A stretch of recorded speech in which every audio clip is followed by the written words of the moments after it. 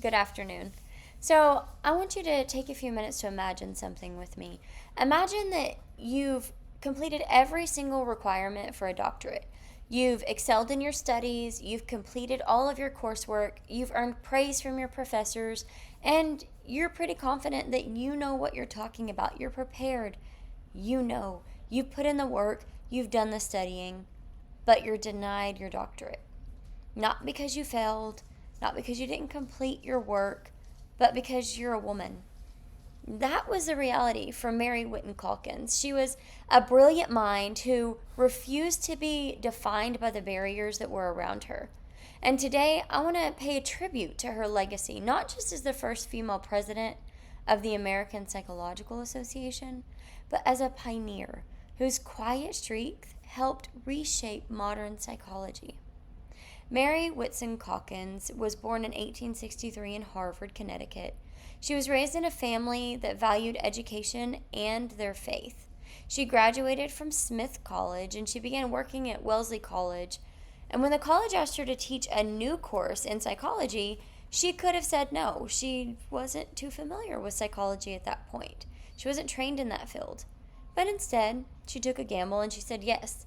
And she, in fact, went on to study at Harvard and study psychology at Harvard. She worked under some of the biggest names in psychology, like William James.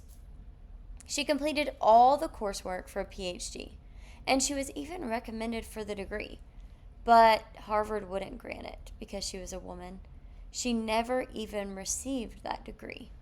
But that didn't stop her. Calkins went on to develop a new approach to psychology known as self-psychology. It's a theory that focused on the conscious self at the core of all experience.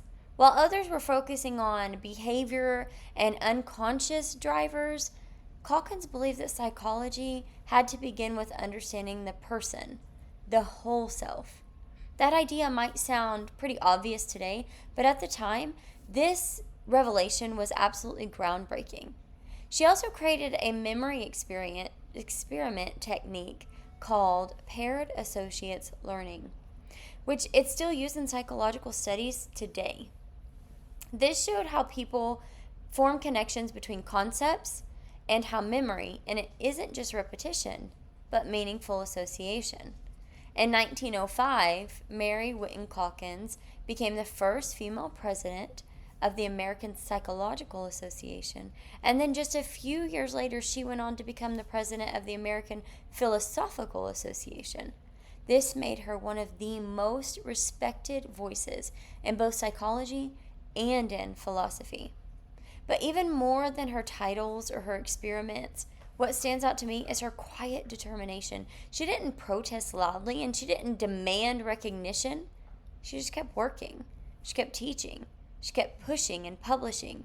She didn't let rejection stop her from contributing to the world. Her legacy lives on today in every single woman who earns a psychology degree, every single student who's inspired to speak up, and every person who believes that being denied a seat at the table doesn't mean you can't still change the conversation.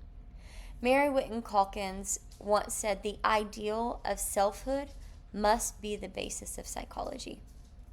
I believe that her life shows that the strength of a person's character, how they persist, how they push, how they persevere, and how they believe in their purpose, it can be the most important and most powerful psychological lesson of them all. Thank you.